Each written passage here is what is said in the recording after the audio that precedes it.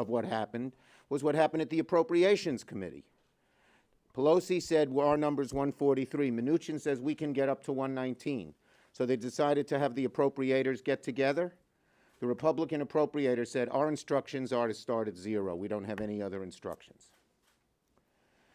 So when the American people are suffering, to put this political stunt on the floor a second time is cruel, is harsh, and it shows a complete lack of leadership and caring for the suffering of the American people.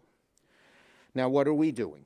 We are making an effort to bring to the floor the HEROES 2 bill, the bill that passed the House, that would have a realistic chance of helping people. And it has many things in it that are not in either bill that is being brought up today and tomorrow by the Republican Senate stunt. Let me remind you what they are, or some of them. We're going to focus on 3 here. One is health care. We need more testing. We need more tracing.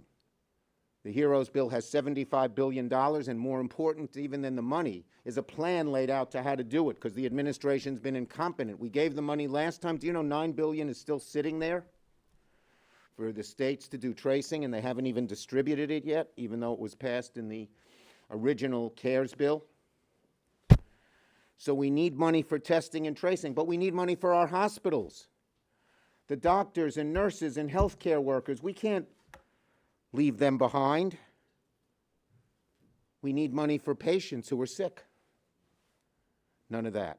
First area, healthcare, testing, and helping our healthcare institutions and helping the American people when they need healthcare. Second is schools. We need our schools to reopen safely. Safely. Everyone wants to reopen them. We cannot leave our school children behind. We cannot leave our teachers behind and those who work in the schools, nor can we leave all the parents behind who have jobs at work, but if their kids aren't in school, what are they going to do? And the third area we're focusing on today is small business. This PPP bill leaves out so much that the HEROES bill has in it. No targeted aid for restaurants, no targeted aid for stages, no targeted aid for minority businesses, no targeted aid for local news media, critical access hospitals, and nonprofits. No idle money, the money probably that smaller businesses use easiest of all because it's a grant. And there are so many places where their bills are inadequate and don't meet the need. So it's a sham, because nothing's going to pass. McConnell can't even put a real bill on the floor. All he can do is put in a motion to table and then vote against it. A sham, a stunt, if there ever was one, and it's the second time they're doing it. Didn't work for them the first time, won't work for them again. And then they put poison pills in their bill tomorrow that they know Democrats won't accept, and my colleagues will address some of those as well. So, every day of families are left behind in so many different ways. So we Democrats later today are going to turn up the pressure on Republicans. They're all going to have to cast a vote whether they want to vote on the HEROES bill or not, which is comprehensive. 72% of Americans, according to New York Times Siena, support another $2 trillion stimulus package like HEROES. Half the Republicans do. So Americans will see exactly where Senate Republican values are, whether they really care or they just want to go through a game and pretend they're doing something while actually doing nothing at all. It's a damn shame what they're doing. Senator Durbin. Idiots. Idiots. That's what President Donald Trump called the public health experts who work in the federal government. And he put Dr. Anthony Fauci in the same sentence. I don't think they're idiots. I think they're experts. And this president is uncomfortable around them because they are warning us. We're about to see a surge in infections and deaths in America. America. Sadly, America, with 5% of the world's population and 20% of the COVID-19 deaths. America, just south of a nation of Canada, we have 2.5 times the number of people dying from COVID-19 as Canada. What's wrong? There's no leadership. And that's what it comes down to in this debate. This president says he's tired of talking about this COVID thing. His people are having rallies. They're not worried. Sadly, they endanger their lives every time they show up at one of his rallies. We know that. And he obviously doesn't care. So the medical imperative of more and more infections and more deaths is a reality. Do we take it seriously? So seriously that Nancy Pelosi passed her COVID relief bill 5 months ago. Mitch McConnell, as he brought it to the floor, refuses to. All he offers are these skinny versions that don't address the real issues. But there's a second reason that this has now made the calendar for Mitch McConnell. He got the hell kicked out of him last week at the hearing of the Senate Judiciary Committee. Witness after witness made it clear this should not be the breakneck priority of the United States Senate. COVID-19 should be our priority if we're ever going to save lives and reopen the economy. And so, his vulnerable members needed some cover. And that's what they're going to get, an opportunity for a vote. But we know what's missing. What's missing is more testing at a time when we desperately need it, more contact tracing at a time we desperately need it, and help for hospitals and clinics and medical professionals all across this country. What's missing is help for families. Dramatic cuts by Senator McConnell when it comes to unemployment benefits, food stamps, SNAP program, rent help, stimulus checks, all left out when it comes to the McConnell proposal. And the bottom line I'll leave you with is this. He did put his red line in this bill just to make sure that it wasn't going anywhere. You've heard him say it over and over on the floor. Nothing's going to pass unless I can have immunity for liability for the biggest corporations in America when it comes to COVID-19. The American people see through that. If McConnell creates that kind of immunity, what's the likelihood those companies will do the right thing to protect their employees and their customers? We are determined to get a real bill that addresses this very real problem. Thank you. Good afternoon. The people in Michigan, the people across America need help, and they need it right now.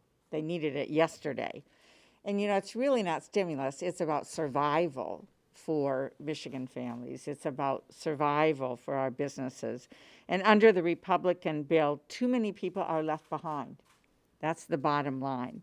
Instead of giving people the help they need, they've introduced a bill that ignores our urgent testing and other healthcare needs, our families, our children, and far too many of our businesses. If we want parents to feel confident that their children can go back to school safely, if we want people to feel they can open their businesses safely and get back to work, Republicans can't leave millions of people behind, and that's exactly what Mitch McConnell's bill does. Right now, it's not safe. COVID-19 cases, hospitalizations, deaths are spiking. Hospitals and nurses are struggling to get enough PPE. Our healthcare professionals are exhausted and stressed and at severe risk of burnout, but the Republicans leave them behind. And their bill leaves millions of families behind. The extra $600 a week provided in the CARES package was a lifeline, and it needs to be extended. A survey last month found that more than 25% of Michigan residents, 1 out of 4, thought they were going to be evicted or have their home foreclosed on in the next 2 months. Mitch McConnell's bill also leaves hungry children and families behind. We have 40% of those who are on SNAP food assistance in our country who've gotten no additional help through this entire process of COVID. And finally, they are leaving far too many businesses behind and the employees that work for them. Restaurants and gyms and craft breweries and theaters that have revitalized Michigan's small towns all across our state. These small businesses need help now. In the initial round of PPP, we also, as Democrats, fought for $30 billion in dedicated funding to support minority-owned small businesses and underserved communities and nonprofits. That also is not in there, and they are left behind. We need to approach this pandemic and the economic pain it's unleashed with the seriousness and boldness it deserves. our healthcare providers, our children and families and businesses need help right now. This is not the time to leave anybody behind, and Democrats are fighting to make sure they aren't. Thank you. 220,000 Americans are dead from COVID-19. Millions more have contracted the disease and continue to suffer. We have tens of millions of people across this country who are either unemployed or afraid they're about to lose their jobs. Parents who are struggling because they can't get daycare, they can't get their children into school. Small businesses that have shuttered and not sure if they will ever be able to reopen. Restaurants who can't see a business plan going forward. Minority-owned businesses that have been hit the hardest. And what does Mitch McConnell do? Plays politics instead of helping people. This bill that he's putting on the floor again is not a bill about helping people. It's a bill about leaving people behind. Who does Mitch McConnell want to leave behind? He wants to leave behind every single person in this country who is worried about COVID-19. No help for our hospitals, not enough for tracing, not enough for testing, not enough for our doctors and nurses. Just leave them behind. And what about parents, school children? No money here for the kids who are caught in between, having to try to study from home, parents who are struggling with that. Just leave them behind. And this bill leaves millions of small businesses behind, restaurants behind, minority-owned businesses behind. There are so many left behind in the McConnell bill, but understand this. The McConnell train does have some first-class tickets in it. First-class tickets for giant corporations.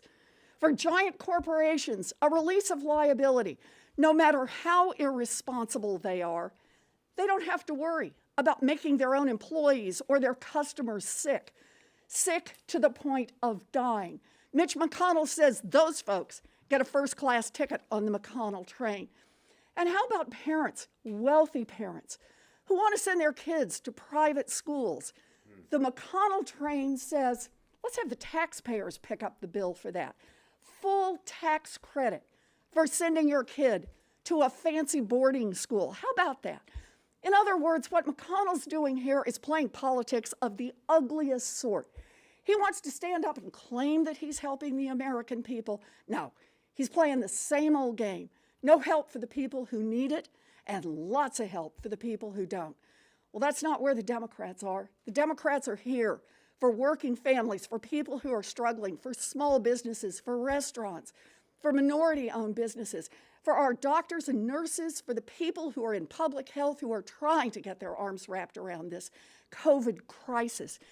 This is what it's going to take, not only to deal with this immediate healthcare crisis, but also the economic crisis that is tumbling behind it. That's why the Democrats will be voting no today. Questions on this subject? Yes. Senator McConnell said that if Speaker Pelosi and the White House do reach some sort of agreement and that there's a bill that passes the House, we'll take it up in the Senate. That doesn't mean that Republicans will support it. But I'm wondering, are you in talks with him at all about the negotiations that are happening? Leader McConnell has been Dr. No. When anyone approaches him, including the administration, he has said no, no, no. So we'll have to see if this latest thing is a change or just another ruse, another trick like their bill today. But you haven't spoken to him at all about that? No, he doesn't speak to many people about these things. Senator Schumer, can you tell us how you see this particular issue playing out after the election, since it seems like this is not going to happen before the election? Well, look, we Democrats want to get a big, bold bill that will meet the American people's needs as soon as we can. So Nancy Pelosi's fighting to get one now. And as you know, we've been met just with intransigence by the Republican Senate. We will try to get one in the lame duck, and we will try to get one should we win the presidency and win the Senate after that. The sooner the better, but it needs to not leave people behind. It needs to be a strong, big bill. This is the greatest economic crisis in 75 years, the greatest healthcare crisis in 100 years. We need something that meets that rises to that occasion and meets the moment, and we'll fight for it. Okay, yes. What about anything for PPP funding itself? If this giant bill doesn't go through or get support, I mean, businesses are just hurting out there, and some of them are The wondering if they're PPP, going to be able first to of make all, it. we don't want to leave anyone behind, period. Because you do one thing, what about everybody else? And what about the people, you know, some Republicans may say, I did that and I don't have to do anything else. We can't do that as a country, not as a party, but as a country. We need to include all the people who need help. You're going to tell a mother who can't feed their kids, forget it. You're going to tell someone being evicted from their home, forget it. You're going to tell a school that can't open, forget it. Not us. Yes. With Barrett hearings? The Barrett hearings? Sure, go ahead. Some progressive groups have spoken out criticizing Senator Feinstein for her handling of the hearings. I was wondering what you make of this criticism, and do you plan to make any changes to the Judiciary Committee? Okay, I've had a long and serious talk with Senator Feinstein. That's all I'm going to say about it right now. Can't tell us how that. Nope. Leisure, can I ask you about North Carolina? Republicans are, Republicans. Yeah. Sorry about that. Republicans have seized on the on Cunningham's extramarital relations. Biggest issue, yeah. And I just wanted to see, are you still confident that Cunningham can win Biggest in North issue in Carolina? North Carolina is health care, like it is across America. The need of Americans to be protected from pre-existing conditions, the need of senior citizens to be able to afford their drugs, the need of people who don't have health care to get it. That's the number one issue in North Carolina, and that's why we're going to prevail. And Yes. on that topic, how you've obviously were running this campaign and against the Supreme Court nominee based on healthcare. How was the decision made amongst Democratic leadership to focus so specifically on healthcare? And is We there think any it's, concern well, about some there are a whole number of issues, but the number one issue of salience to the American people. You know, if you hear the Supreme Court, the American people say, health care, this court will take away your health care. Uh-oh. And that's why the American people want us to delay. Overwhelmingly. We're in the middle of a great crisis, a pandemic. People have needed help with pre-existing conditions long before the pandemic. They want to get insurance. A mother or father whose child has cancer doesn't want to be told by the insurance company, you can't get insurance and watch their kids suffer. We believe that's such an important issue that it's one of them. But we have talked about a woman's right to choose. We have talked about labor rights. We have talked about environmental rights. We have talked about voting rights. We have talked about civil rights. We have talked about LGBTQ rights. They're all important, but health care has been the number one issue out there in the country, and we chose to emphasize it. Thank you, everybody. Thank you. Thank you.